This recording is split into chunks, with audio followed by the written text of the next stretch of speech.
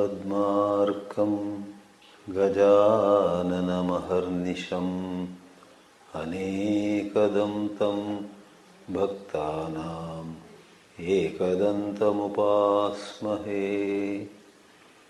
ओम श्री महागणपतये नमः।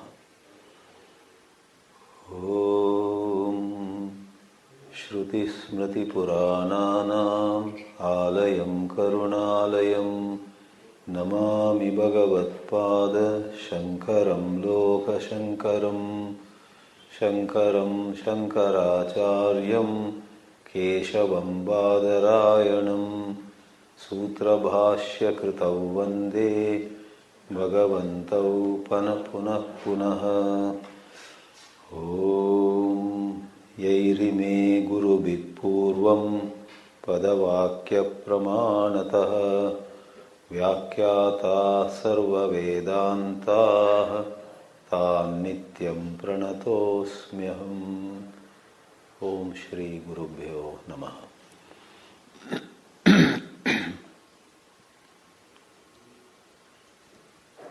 In the first class yesterday, as was rightly summarized by Ajitji, we went a little into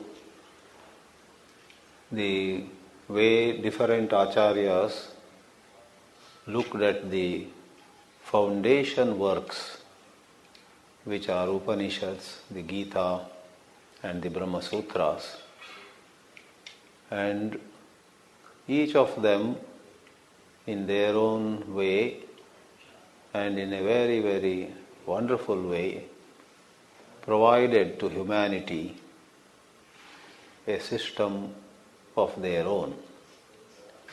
And we praised all the three systems, gave glowing compliments to the three systems, the three major schools of thought, namely Dvaita, Vishishtadvaita and Advaita.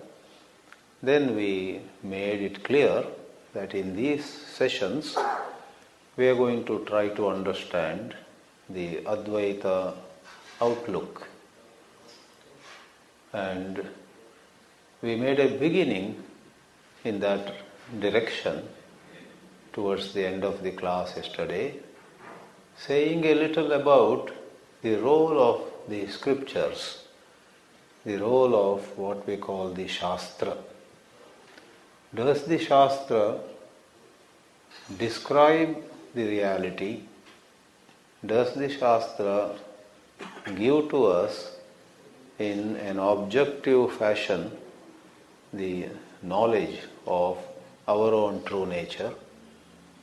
We said, now going by the viewpoint of Ādi Shankara, the Shastras do not do that. All that the Shastras do is to eliminate a wrong perception. The supreme truth doesn't have to be placed before you, cannot be placed before you. The supreme truth cannot be described at all.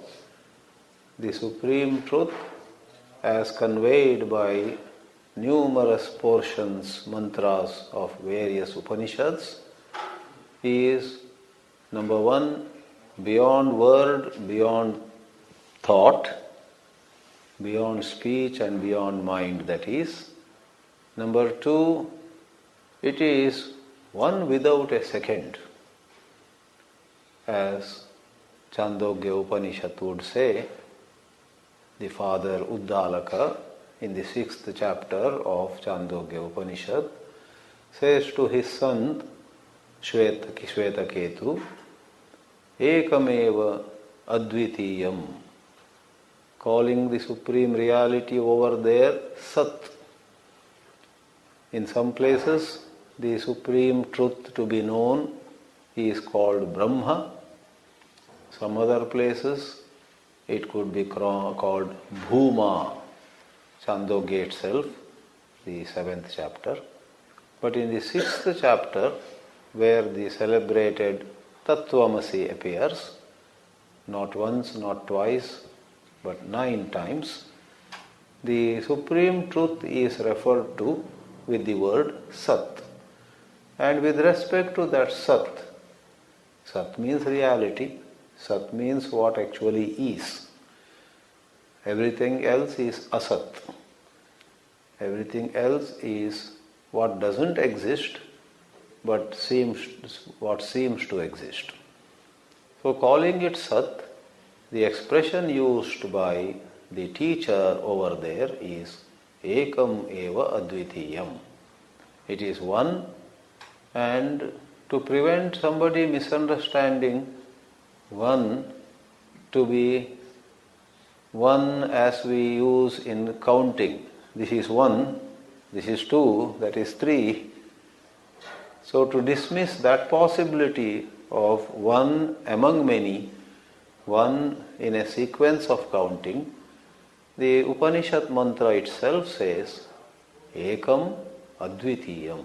There is no second. And Ādi Shankara takes it literally and takes it in its purest and fullest form. Other commentators might look at it a bit differently. And we said already, we will not repeat again and again, the interpretations of other acharyas the interpretations have their own weight, their own validity. Therefore, even today in the world, very bright people, highly intellectual people have subscribed to all the 3 schools. You may, in your limited exposure,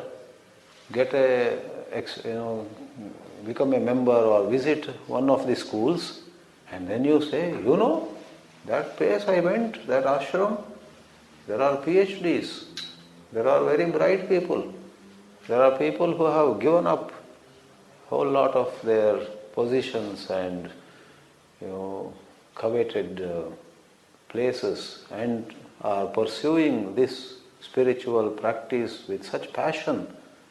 I have not seen such commitment anywhere else. And you may imagine that other places don't have bright minds. But then you go to another school, there also you have very bright people who might have excellent academic record, excellent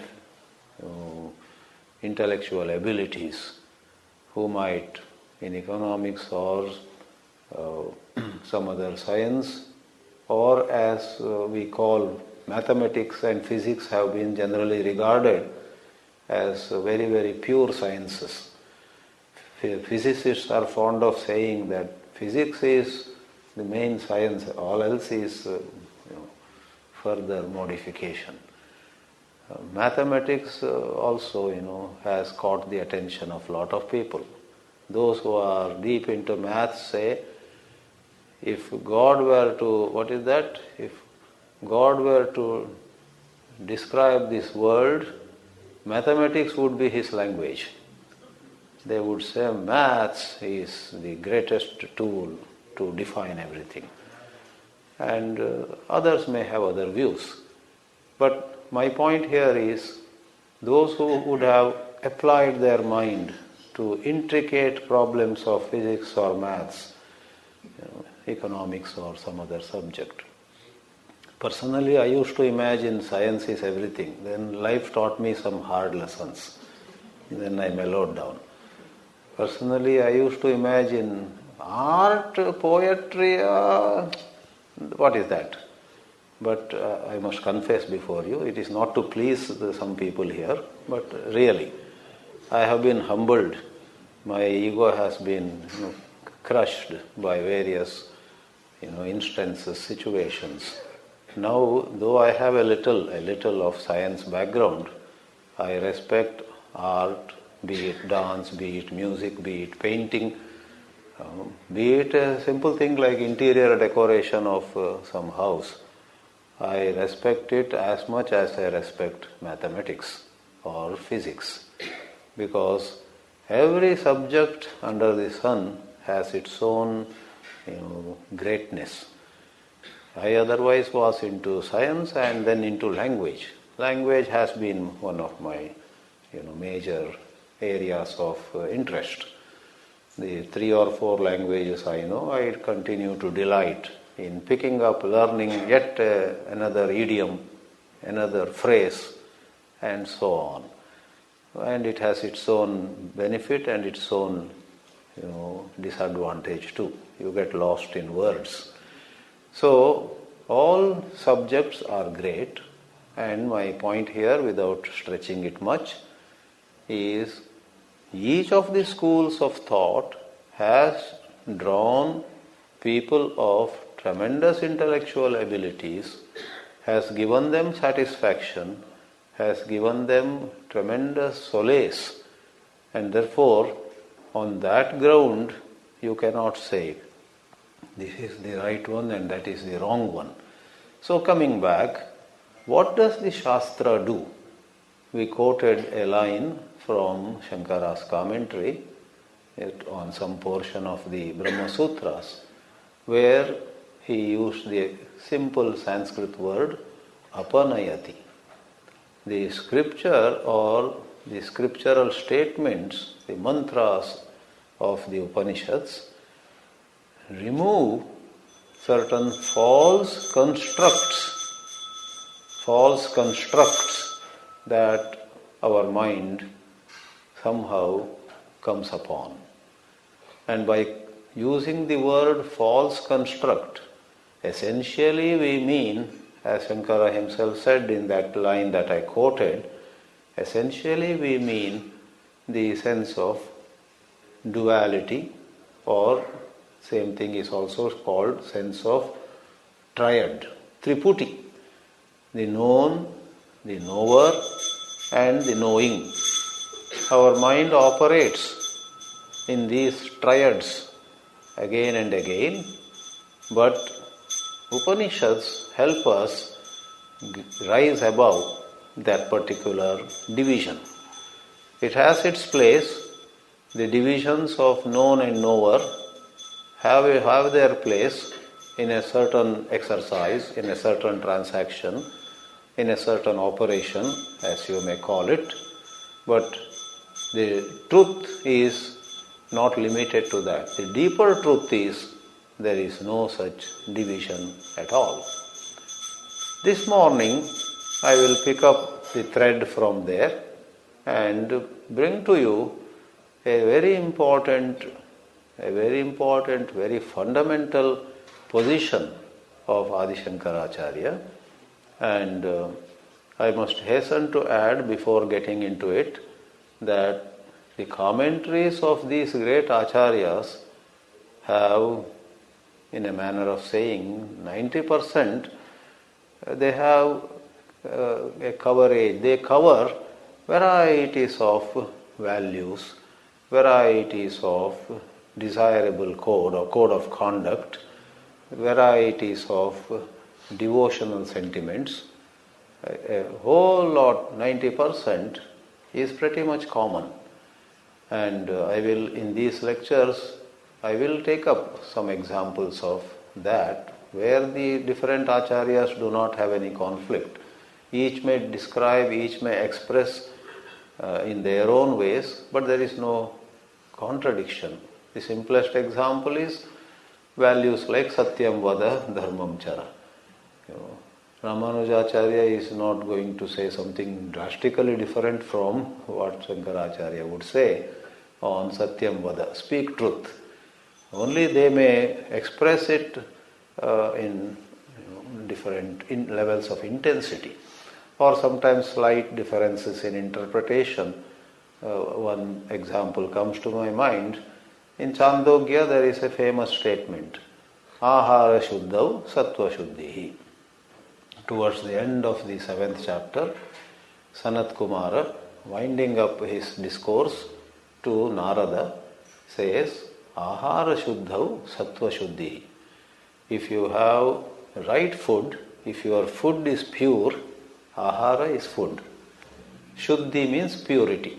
If you have pure food, then in that context there, Sattva Shuddhi means mental purification. your mind will get purer. Now, Shankara interprets it in one way, Sri Ramanujacharya interprets in a little different way. No contradiction. While Sri Ramanujacharya says, ahara here is the food we eat. The food we eat with the mouth.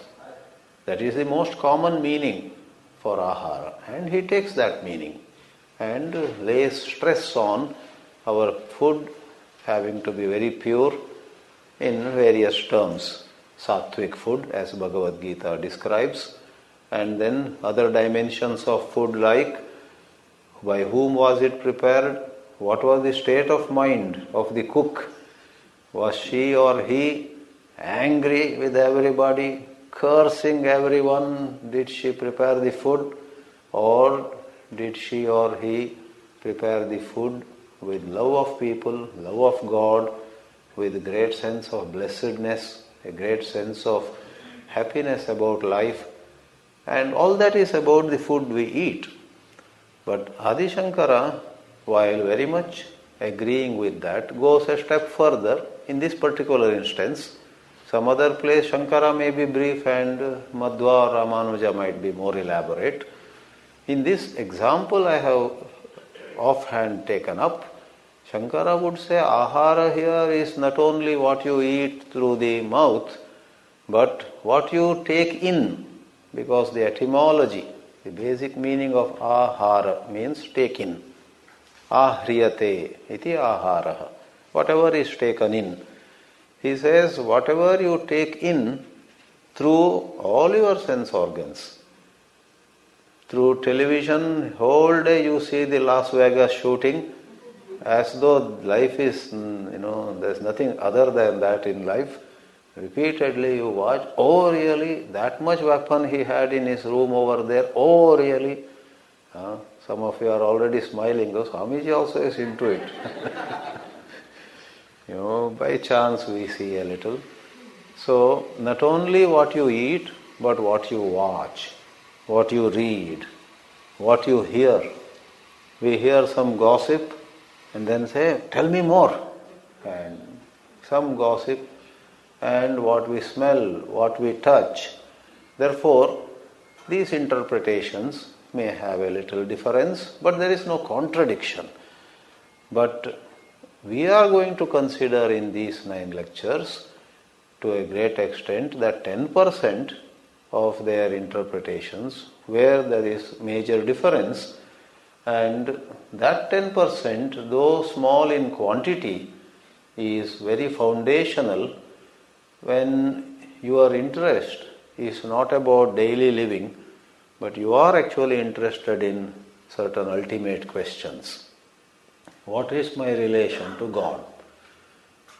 Many a people, many a man may not take interest in this. There are a lot of people nowadays, when even people like me go around, they request us, we don't want high philosophy, tell us something for day-to-day living, daily life. In fact, in the Gita lectures we are starting in the coming Sunday, the focus is on issues of daily life. Loneliness, hurt, fear, disappointment, facing death or fear of dying, or facing somebody's death, or such things. They have their own place. But the 10% of the commentaries of Ādi Shankara and others, where there is a major difference, is deeper questions and issues like, one I mentioned already, our relation with God. Another could be, what is liberation? Or put in some other way, what is the ultimate in human evolution? Is it about reaching heaven, spending long hours there, long years there, and then maybe coming back on the earth? Or is there something which is freedom forever, once for all? And incidentally, ADVAITA VEDΑNTA not only talks about freedom once for all, but also says it is possible here and now, which is called Jivan Mukti. And this Jivan Mukti is not accepted by all schools of thought. There are other schools of thought which dismiss Jivan Mukti and which define Mukti, liberation, as being in heaven or being in Vaikuntha or being in Kailasa for a long period of time. Therefore, in contrast to what food we should eat, or is it okay to tell lies once in a while, or other matters of conduct, in contrast to those, these questions are, in terms of their subtlety, of a higher order. And that is where the Siddhanta is the philosophical position that Acharya Shankara takes, is very unique. It stands apart from hundreds of other schools of thought. So picking the thread from where we left yesterday, that Shastra goes about eliminating a false construct, and that is all it does. Truth doesn't have to be defined or presented, served on a platter before you. In the elimination of falsehood, truth shines forth on its own. We today take up a couple of insights that Ādi Shankara shares in his commentary on the Bhagavad Gita. In the Bhagavad Gita, in chapter 13, we have a shloka. Sarvata panipadam tat, sarvatokshi shiro mukham, sarvata shruti malloke, sarvam avritya tishtati. Talking about the supreme reality, Brahman, that is how the Advaita Vedanta in the first place looks at the shloka. Another system may say it's not talking of Brahman, it is talking about Mahavishnu. So here we talk about the supreme Ekameva Advitiyam, that one without a second, that reality which is of the nature of existence and consciousness, Sat Chit. Talking about that truth, the particular shloka says it has hands everywhere. Sarvataha panipadam. Pani is hands, pada is feet. Having hands and feet everywhere, and having Shrutimat. Shruti here means ears. Having ears everywhere. Sarvataha akshi shiro mukham. Akshi is eyes, shiraha is head, mukha is, take it as face or take it as mouth. Both are applicable. So, sarvam avritya tishtati. So with hands everywhere, with feet everywhere, with eyes everywhere, with ears everywhere, with mouths everywhere, practically this highest reality, sarvam avritya, covers everything. There is no room, there is no square inch left in this entire creation where Brahman is not. This is the literal meaning. And on one hand, any of us could appreciate it and admire, adore.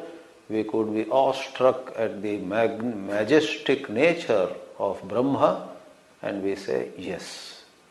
Today I meditated on Brahman as being everywhere, and I felt so good. We may say, that's very good really if one does so, but the Advaita Vedanta goes a step further. On one hand, it says the literal meaning is wonderful, acceptable, but then the truth is not limited by the literal meaning. In the truth proper, the literal meaning is actually only a stepping stone, is a way of communication. It is a way of dismissing something, and once it dismisses that something, whatever it is, itself also disappears. This is a description which is to dismiss any idea that you may have about the supreme truth that you must know for your life to be totally meaningful, you may have some limited idea. You may say the supreme truth is in some special loka. If we are going by kindergarten stories or those children's stories, we may even imagine there is a supreme truth which is beyond the seven seas, which is up there somewhere, and we got to have a special adventure, expedition, a Disney, new movie of Disney, Finding Nemo. You may have a Finding Brahman, and set out on the search for Brahman, and so on. The mantra here, or to be precise, the shloka here, Bhagavad Gita's couplets are called shlokas traditionally, and anything in the Veda which may have pretty much the same structure, poetic, metrical construction, but in the Veda traditionally we call them all mantras. So if you recite Isha Vasyamidam Sarvam Yatkincha Jagatyam Jagat Tena Tyaktena Bhunjita Magridakasya Svidhanam, traditionally we would say this mantra is from Ishavasya Upanishad of Shukla Yajurveda.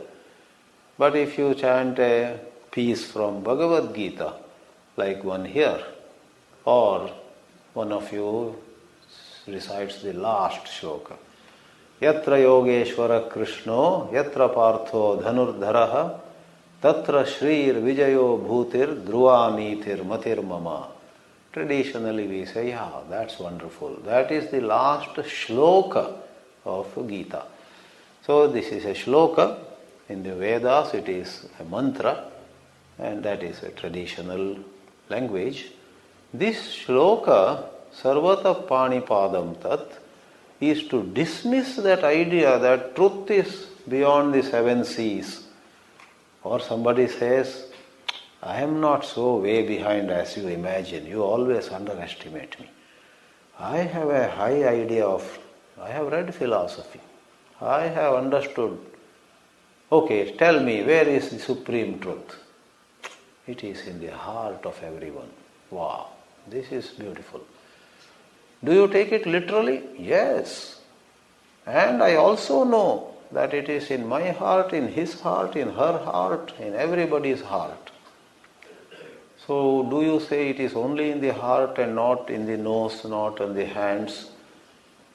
If somebody says, that I don't know, but it is definitely in the heart. Then we would say, this is nice that you haven't kept God far away somewhere. It is nice that you have come upon some shlokas, some mantras, and have appreciated how God is not far. God is in our own hearts. That's wonderful. But to think that God is limited to heart, and you should look within only, and when you look out you miss God, that is not acceptable. So to dismiss any idea of Brahma being limited in space or in time or in some terms of some other description, to dismiss those limited ideas, it is said here, Sarvata Panipadam, it has hands and legs everywhere. Sarvatokshishiro Mukham, it has eyes, head and mouths everywhere. Sarvataha Shrutimat. You see, a little grammar I sprinkle here and there for half of you know some Sanskrit, half of you have interest in Sanskrit. Shrutiman would have been a masculine form. Shrutimat is the neuter form of the same. Even those who don't know Sanskrit, in your other languages of India, somebody who has a lot of money is called Dhanavan, if it is man. If it is a woman, technically it should be Dhanavati, and then neuter of it would be Dhanavat.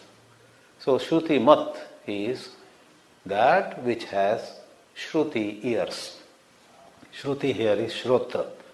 So to say this Brahma has ears everywhere is to dismiss limited ideas. But if you go from one extreme to another, earlier I thought it is at this place or that place, outside or inside. Now I know that it is everywhere. You take this idea of everywhere literally, then the Shastra would say, you are again mistaken. This was only used to dismiss that, and having dismissed that limited idea, this also has to be abandoned.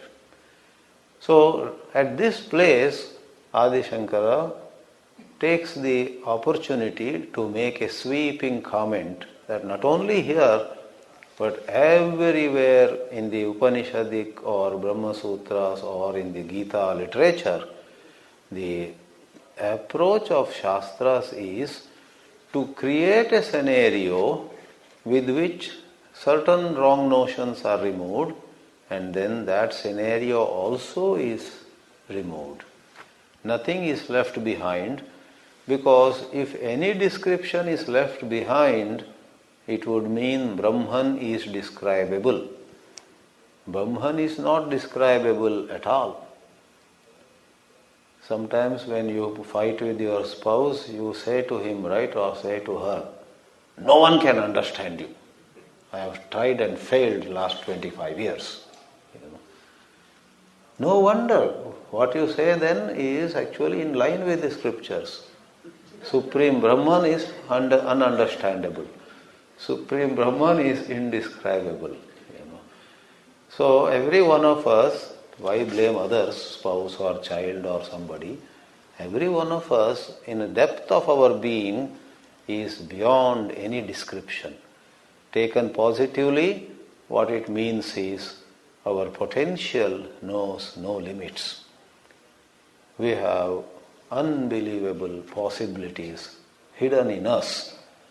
So, this indescribable, incomprehensible, ununderstandable dimension, or the beyond any dimension, is to be appreciated. So, one description dismisses certain other narrow descriptions, and then this also has to go. And he draws from, we don't know from where he took, he quotes actually. He has a statement here while commenting on this particular shloka, shloka number 13.13. Sarvata Panipadam Tat is the 13th shloka of the 13th chapter of our Bhagavad Gita. He says, Tata hi sampradaya vidam vachanam. Having made a few comments, then he says, that is how sampradaya vidaha. Sampradaya here means tradition.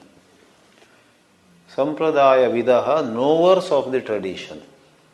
Sampradaya vidam vachanam. Here is a statement of those who know the tradition. Swami Dayananda Saraswati, who passed away some 3 years ago, in some place rightly said that Vedanta cannot be taken too lightly. It is a long-standing tradition, and you got to know the tradition by adequate study, adequate discussion, adequate attention to the scriptures. Don't think that you can have an understanding of Vedanta in a crash course. And then, in that context, he made a comment, I liked it. He said, in a way, it is like, some Indian cuisine. Indian cuisine, especially the nuances of, so many. I am not competent to say much. Most of the ladies here know so much better. It makes a big difference. One has to make it learn. Simple things, of course. These days in USA, when you have some function and some place you hire and they don't allow you to enter the kitchen, then you give the recipe. They prepare pretty good. It's eatable. And people are pretty much happy. Some standard items are made. And I have also attended a couple of spiritual camps where it was mostly done by the cooks there. Upon being given a recipe, And I also admired, not bad, this is good. But as you know, Indian cuisine, South Indian or North Indian, Bengali or Gujarati, any, is much more than a few standard preparations. In some houses it's only the grandmother who knows.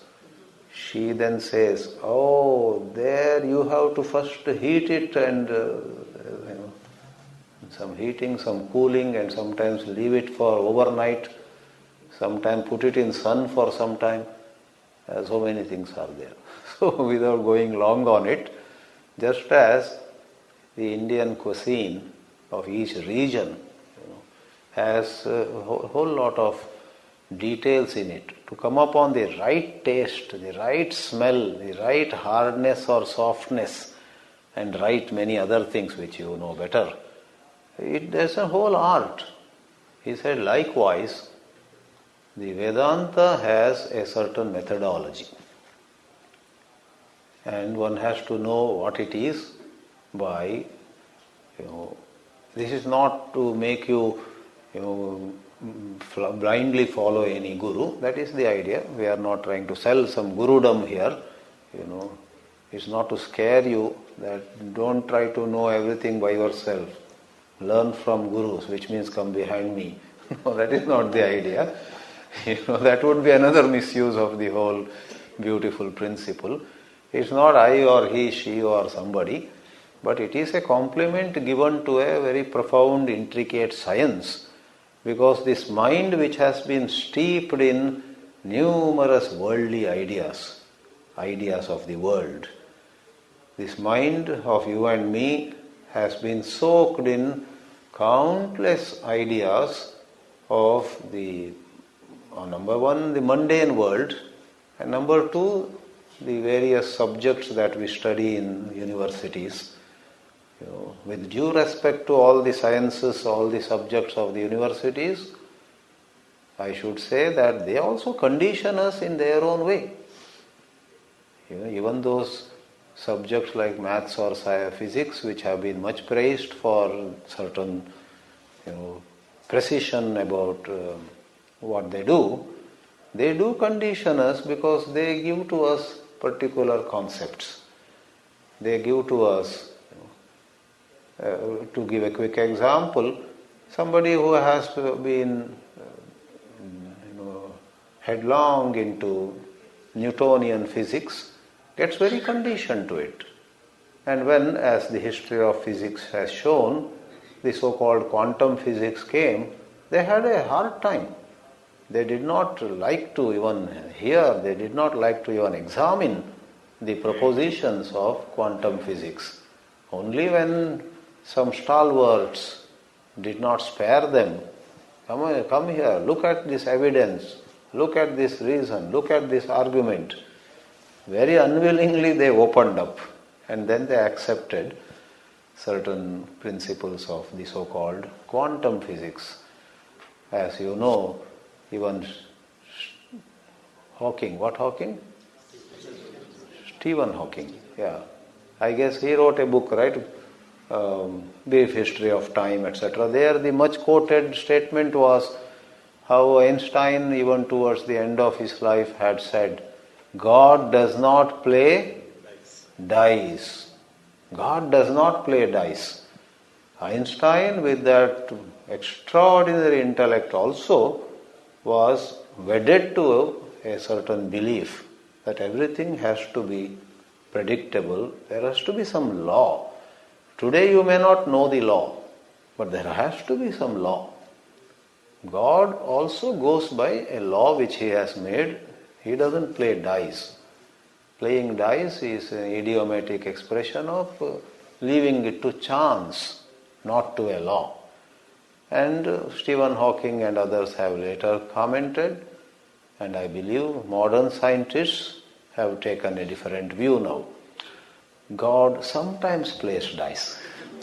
They have come to that understanding. Generally not. He is a good boy. But sometimes God plays dice. They have come. That means certain phenomena in this universe are more by chance, I guess, and I don't know very well, the so-called uncertainty principles, etc., I guess, relate to that situation. So, tatahi sampradaya vidam vachanam. Those who know the tradition can open you up, and through discussions, and of course sometimes through divine grace. How did somebody like Ramana Maharshi come upon the highest realization, as we believe? He did not engage with gurus. He did not go and attend a long 2-year, 3-year, 10-year course in the Vedanta. He just had that insight. And a lot of us take Ramana as a shining example and fully subscribe to that possibility. But then there are others who quote the well-known saying, exceptions prove the rule. Exceptions, rather than disproving the rule, exceptions prove the rule. So Ramana is an exception, and they advise. Some traditional teachers advise. With due respect to Ramana, don't think that you are a Ramana. You better study, you better go carefully, you better go by the sampradaya. Here sampradaya means tradition, a teaching tradition, a communication tradition, a way of helping the human mind steer through very many concepts and drop false concepts one by one, or sometimes a whole lot at one stroke, whatever way. What is the statement of these traditionists that Shankara quotes here? Now I am coming to the statement itself. The statement given by those who know the tradition is Adhyaropa apavadabhyam nishprapancham prapanchyate. This is a very seminal statement, so fundamental. This then has a bearing on a whole lot that Ādi Shankara says everywhere else, but the statement which thus has a bearing on all of them, surprisingly he doesn't quote anywhere else. Though he doesn't quote this, doesn't make much difference. Elsewhere he explains in line with this.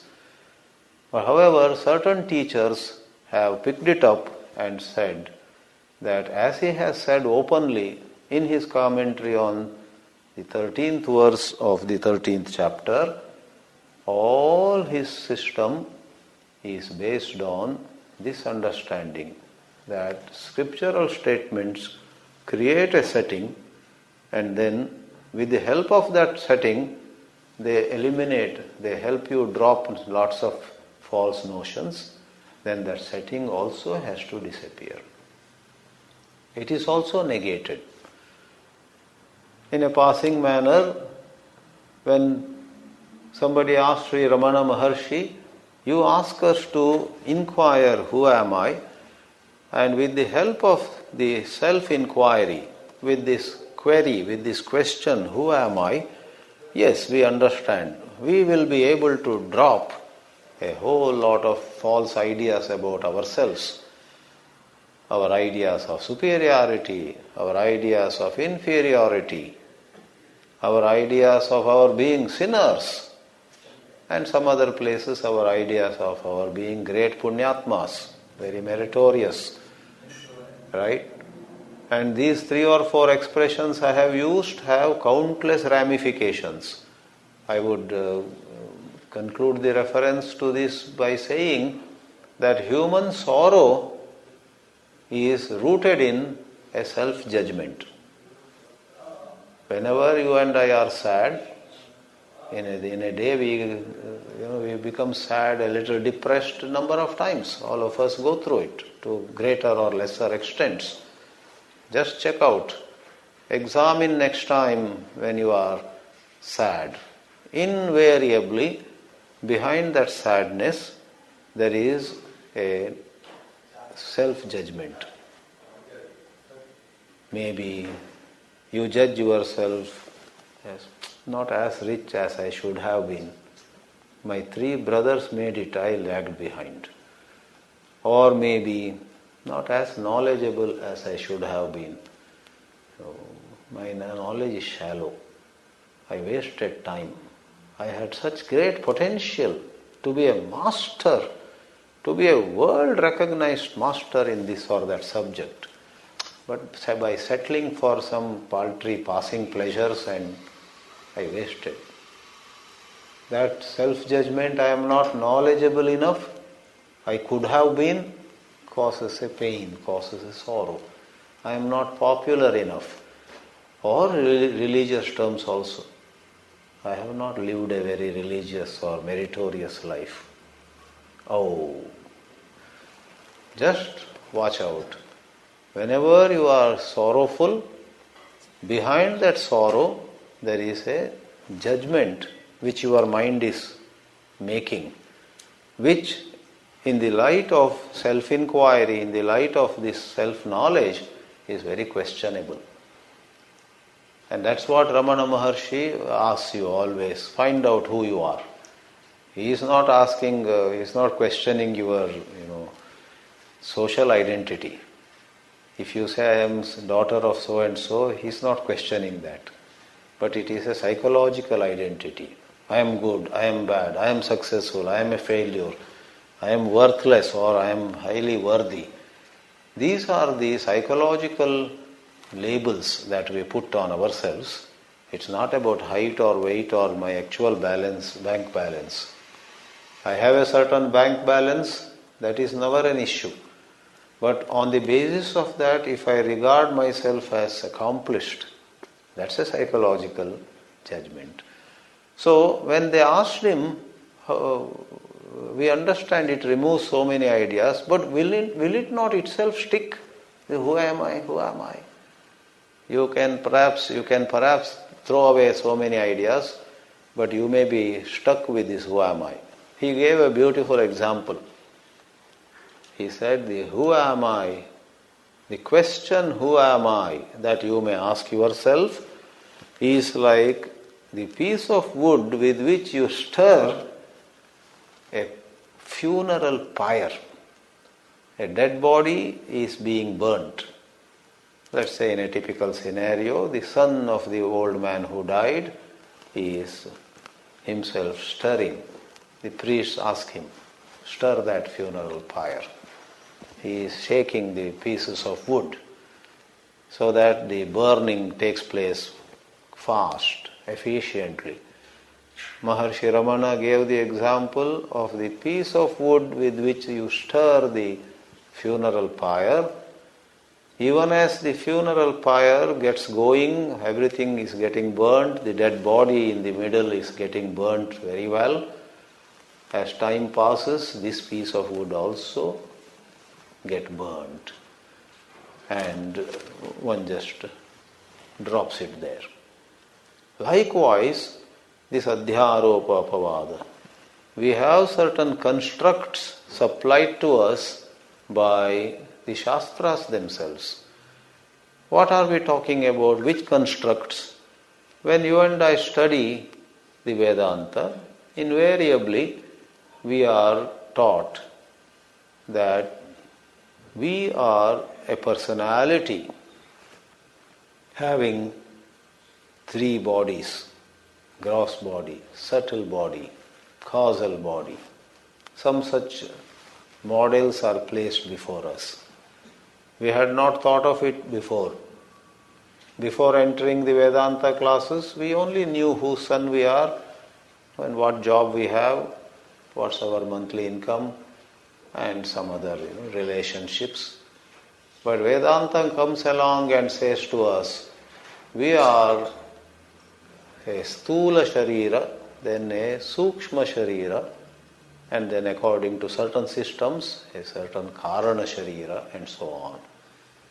Or the Upanishads themselves.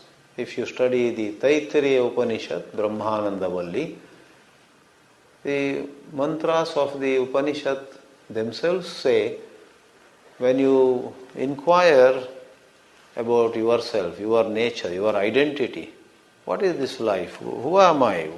What is my existence? The Brahmananda Valli of Taittiriya Upanishad doesn't use the word kosha. In Prakarana Granthas, the word kosha has come. In the Upanishad proper, the word used is Atma. There is an Annamaya Atma. Atma means the self. Atma means oneself. So you say, I am Annamaya. Atma means a description of oneself. And upon digging deeper, you discover you are Pranamaya Atma. The Taittiriya uses the expression, upon digging deeper, Anyontara Atma Pranamayaha. And after another 2 paragraphs, Anyontara Atma Manomayaha. After another 2 paragraphs, Anyontara Atma Vijnanamayaha. What is this Anyontara? It is made of 2 words, Anyaha and Antaraha. Anyaha means yet another.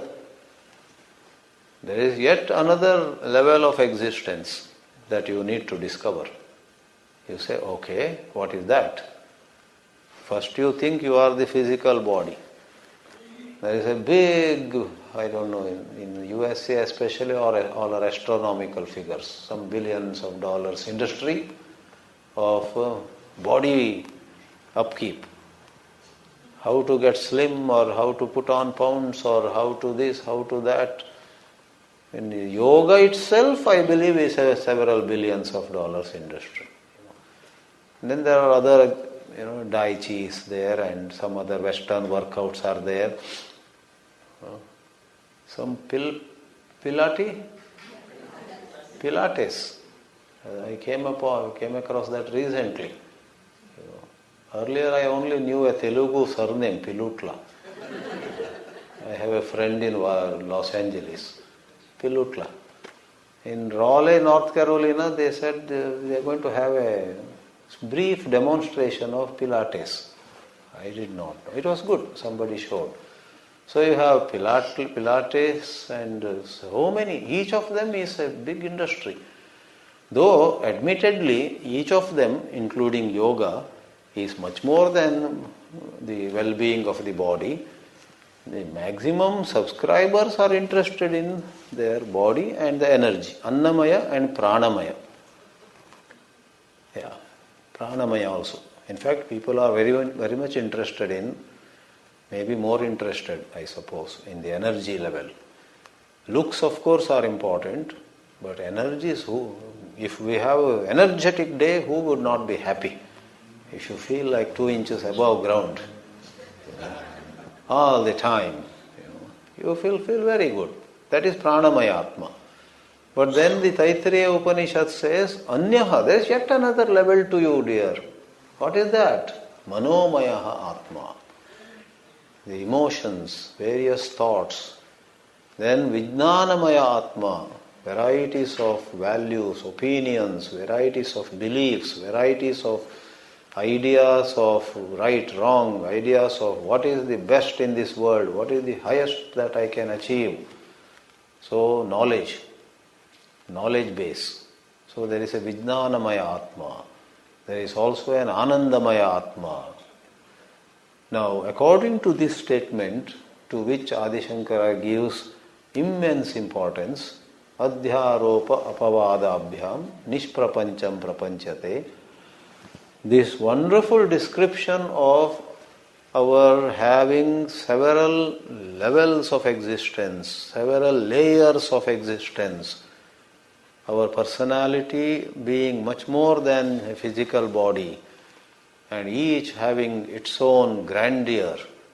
All this, Ādi Shankara would say, whether you like it or not, he would say it is only a temporary superimposition, a temporary construct that the Shastra provides. You already have your constructs. I already said, you have an idea, I am from a very reputed family back home, I am so qualified, I have got degrees from prestigious universities, etc. This is also a construct.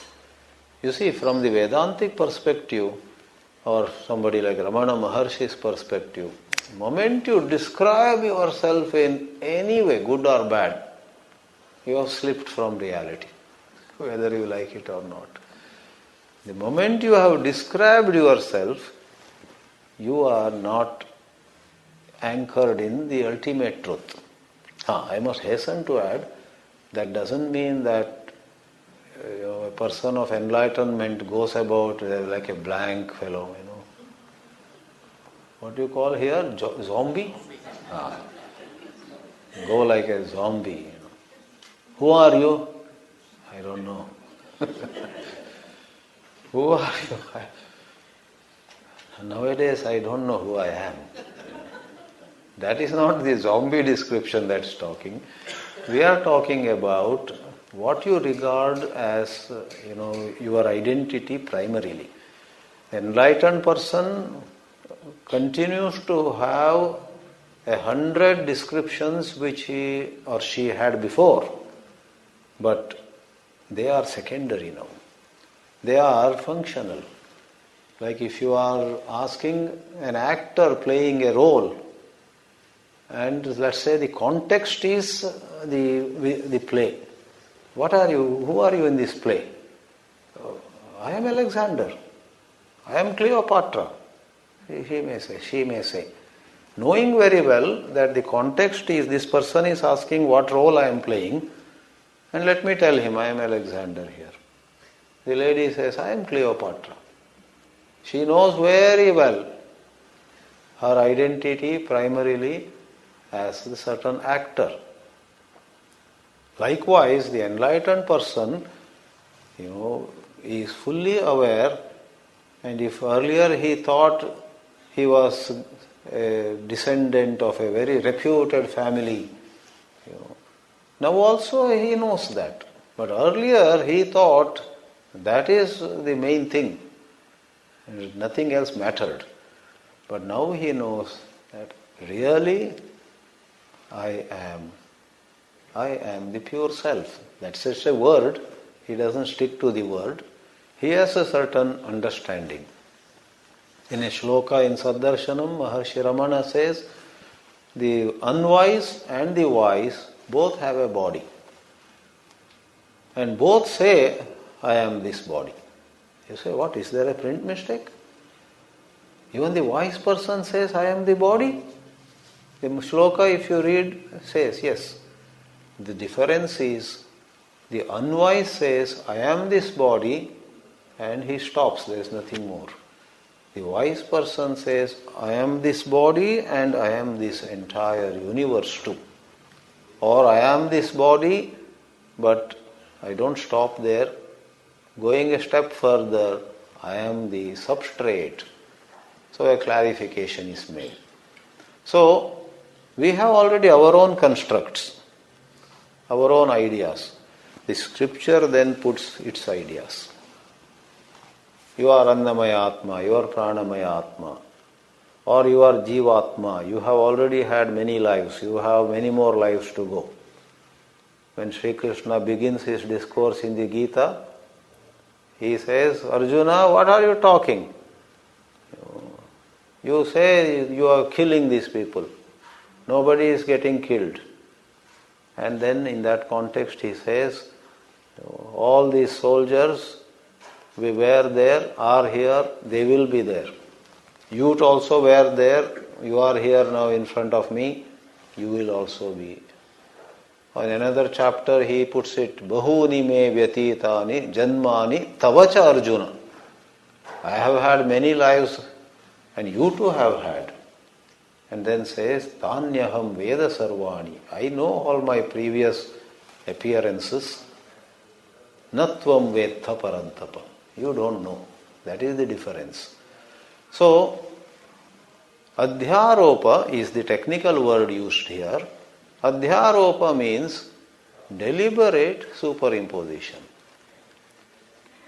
You are Annamaya Atma, you are Pranamaya Atma, you are a physical sheath, physical body, you are a mental body, you actually have an intellectual body, you have an energy body, etc. These are supplied deliberately. Then comes the second word. Please see the quotation that Shankara presents in this commentary. Tatha hi sampradaya vidam vachanam kim tad vachanam. What is that statement? Adhyaropa apavadabhyam nishprapancham prapanchate. That which is almost impossible to communicate. Here prapancha doesn't mean the world. Prapancha is to express. Nishprapancham means what cannot be expressed. Almost. Or in usual ways. Shastra takes an unusual approach. What cannot be expressed, nishprapancham, prapanchyate, is expressed by employing an extraordinary method. And that method is deliberate superimposition. And what is apavada? Subsequent negation. That's the appropriate English translation. Adhyaropa apavada, which is our central topic in this class today, are best translated in English as deliberate superimposition, subsequent negation. You put a scaffold to whitewash a building. Some passerby may say, oh, come on, remove it. Ugly. And you say, have patience. The idea of putting this scaffold is not to make the building look ugly. It is to make the building look beautiful. Plus, just bear with us. Last December I was at Konark, first time. And that famous Sun Temple, Konark, very nice, beautiful. Morning, a whole bunch of us went. I was a little disturbed because one portion there was all this scaffolding and they were doing this archaeological survey of India, were touching up. Not whitewash with some chemicals, it's a very delicate job. Because they have to preserve and protect the monuments. So I said to my Oriya friends who had taken me, looks like I am a bit unlucky when I have come this scaffold and this work is going on. They said, no, you are not unlucky. Why? They do this 365 days. Today they are touching on this area. If you come next month, they will be working on another area. By the time they finish, again they have to start. Then I said, that is good. I am happy to know that. Because when we know that others also will have this descent, our sorrow becomes less. So just as a scaffold is put to do some work, and once the work is over, you remove the scaffold. That is the way Shastras bring to you a number of ideas. But lot of Vedanta students take the scaffold, the temporary, the deliberate superimposition to be the final word. They don't let go. They only graduate to some level, then they hold tightly some new idea. That is incomplete Vedanta education. Vedanta education is completed when one walks along, one moves, one walks with the teachers, so to say, and at the right appropriate moment drops the ideas. If one continues to pay attention, this dropping is not an act of will. The dropping will take place. As the understanding gets finer and finer, the dropping of the temporary constructs supplied by the scriptures takes place. So having said this, which has, as I already remarked, which has a bearing on all teachings of Ādi Shankara, I will spend a few minutes, maybe 5 minutes, to touch upon the very, very important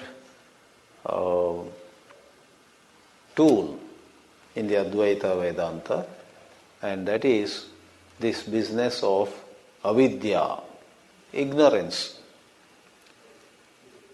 Now, it is due to ignorance the pages of Vedanta are filled with such statements. In ignorance, you mistake yourself to be the body. In ignorance, you look at the world as real. In ignorance, you believe that there is rise and fall, there is going and coming. In ignorance, you talk of merit and sin. Everything is due to ignorance. The idea of superiority and inferiority is due to ignorance. Now, ignorance has been given such tremendous importance in the Advaita Vedanta's repertoire, in the presentation, in the whole system. Interestingly, that's what I want to briefly touch upon in this class. This avidya is also a part of this adhyaropa apavada. There is nothing really called avidya. If there were to be really something called avidya, which hit you at some point, you are going for a morning walk and tuck, avidya hit you. Some kind of such imagination. Or not morning walk, long ago you were a pure soul, so innocent, You leave alone committing sin, you didn't know what was sin, like we say. But then, alas, avidya hit you. Then what is that in Christianity? That forbidden fruit. Forbidden fruit. They have reason to believe that some of those concepts in Christianity and some other religions in some other ways, given by those great mystics like Jesus Christ and others, might have originally meant like what Shankara calls avidya, but then in those traditions also the majority of people took it literally and made another system out of it. Probably they lost the original implication. The symbolic implication perhaps was lost and they took it. They built a different theology on those grounds. But anyway, we neither know fully nor is it necessary for us to go into it. But this avidya, as a word, you see, vidya means wisdom, vidya means knowledge, vidya here means right seeing, avidya means opposite of it. So normally translated as ignorance. But what is this ignorance? And in an astounding manner, I find it very fascinating, the meaning given to avidya, the explanation given to avidya it is nothing but erroneous seeing, erroneous perception, wrong seeing. It's a misunderstanding. And this business of avidya, as I called it, is almost like a hornet's nest. You disturb a hornet's nest, all those hornets come out in large numbers and they bite you everywhere. Oh! One day, Ramana Maharshi was going on a walk along the hill, on a path by the hill, and unwittingly he disturbed a hornet's nest, literally, not just idiom. And so many insects, bees or one of those kinds, they literally bit him, and he suffered. But when he came back to the ashram, he sat down and drank a glass of water and showed to people, see. And then he wrote a poem on the hornets, which has a lot of Vedantic and spiritual meanings. he wrote a poem on hornets. Another time he saw ladies preparing pappadam. There is a song on pappadam, which also has a lot of spiritual teachings. So I come back to talk about avidya is disturbing a hornet's nest, not just for audiences like you, even for the Vedanta teachers. This avidya is like a hornet's nest. Vedanta teachers also get into very many conflicts on what the right understanding of avidya is. I wish to present before you without, I'll take special care not to confuse you. I'll present one view which has fascinated me, and rather than saying some say this and some say that, etc., I'll just present what fascinates me, what appeals to me, what has gone very well with me in recent times especially. And I think it's better that I present that and throw light on it. Then if questions come, we will go into it about other possible views. But as in this class especially, I'll just tell you what is avidya, rather than it being something, which is here or there or up or down or wherever. It is an erroneous seeing that is called avidya. And the Shastras, in their own way, help us see this error. Oh, it is not so. I looked at it that way, but in the light of these teachings, this way of looking is incorrect. I see the incorrectness and I drop it. So I don't anymore see the matter. The matter could be the questions like who am I, what this world is. Matter could be hundreds of beliefs. The matters could have such simple expressions or forms as mundane thoughts. I see somebody, very tall, and I say, how nice, I wish I had that height. I am less worthy because of my short height, Wrong seeing. It is wrong seeing. By being short physically, you don't become less. By being tall physically, she or he doesn't become great. One idea is dropped. So, wrong seeing has countless forms. Of course, the Vedanta deals with certain fundamental forms of wrong seeing, and I gave some examples to just illustrate what is wrong seeing. To believe that the sun actually rises in the east is erroneous thinking. To know the sun doesn't rise, the earth moves around its axis is right understanding. To see or to think a pencil is really bent when it is kept in a glass of water is asamyak darshana. Darshana means seeing. Samyak darshana is wrong seeing. Right seeing. Samyak darshana is right seeing. Asamyak darshana is. So to think the pencil is bent is asamyak darshana. And a friend of yours says, pats you on the back and says, it's not bent. It is straight, it looks bent, that's all. And you trust him, also you see the possibility. Just trust is not enough, some intelligence. Oh yeah, many times, things are not as they seem to be.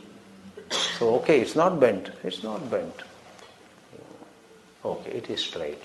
Then you come upon. Likewise, in spiritual matters, in dharma matters, dharma-adharma issues, in religious contexts, in a million contexts, there are errors in perception, that is avidya. And in the Vedanta proper, what is of special interest to us is the erroneous notion about oneself. And lastly, in the context of Adhyaropa Apavada, the proposition that you have ignorance first seems that I am here, I have ignorance. So just as I am here and I have some money in my pocket, I am here and I have a pen in my pocket, I have this, I have that, I have a headache here. So the possessor and something that you possess. In this way, you would look at avidya. I am here, I have ignorance. This is what Vedanta is talking. And because I have ignorance, I am in trouble. I have to get rid of ignorance. So we begin with an idea of we being the possessor of ignorance. But then apply the Adhyaropa Apavada principle. To say you have avidya is not to be taken as you possess something, though it may seem like that. Initially, that is the picture you will have. That picture helps you go about the deliberations, go about the Shastraic teachings to some extent. But as you get into it deeper and deeper, you will know that it is not about me and then possessing something. You know why? Saying this, let me pause. I'll invite questions. Welcome on this also. When you say, here is me and I possess ignorance, I wish I didn't have that. Because I have ignorance, all this trouble. This me is itself a product of ignorance. This me is internal to ignorance. This me is one of the outcomes of avidya. Therefore, there is an issue here. If it were to pick up a pencil and put in my pocket and then to put it outside, I liked your pencil and quietly took here. But you are alert enough. Swāmiji, that is mine. I would have given you, but I have sentimental value for it. I'll get you another better one. Give it back to me. I give it back to you. So this avidya is not like a pencil that I put in my pocket and upon your saying, give it back, I give back. Avidya is such erroneous seeing on a fundamental level. As part of that avidya or as an outcome of that avidya, because of that avidya, there is the sense of me, sense of separate I. This one has to consider. And in that sense, upon more deliberation, this business of avidya has to be abandoned. The erasure of ego, the erasure of separate I, the erasure of plurality. In the domain of plurality, in the framework of plurality, all of us have suffering. In the domain of, in our mind it seems that there is plurality. Even in a Vedanta class, suppose a teacher says something and 2 or 3 people say, and one of you, let us say, mind had got distracted. You find everybody is appreciating. One is you didn't understand what the teacher said and why people appreciated. But there is another thing that happens instantly. Oh my, all of them understood, I did not understand. Again I am behind here. Everywhere I tend to get behind these days. Self-judgment. This self-judgment that I am behind and others are ahead is very painful. In the absence of plurality, when you don't cling to this idea of they went ahead and I lagged behind, you will have plain objectivity. you will ask the next person, can you tell me what he said? There is no hurt, there is no pain. Or if you understood and somebody else was sleeping, there is no pride. Otherwise there would be. Swāmiji was saying something and I appreciated. Then I looked at my friend who always was ahead of me in other things, but today, he was asleep. He may be ahead, he might have made more money, but in Vedanta I am way ahead of him. This is the cause of our sorrow, In mundane matters and in the so-called spiritual matters, the idea of plurality. Where there is plurality, there will be, he is ahead, I am behind. She is ahead, I am behind. Or the other way. So, all this goes away in the erasure of me. Erasure of me and erasure of avidya are simultaneous, are together. We'll examine it more in a subsequent class, maybe in tomorrow's class itself. Om.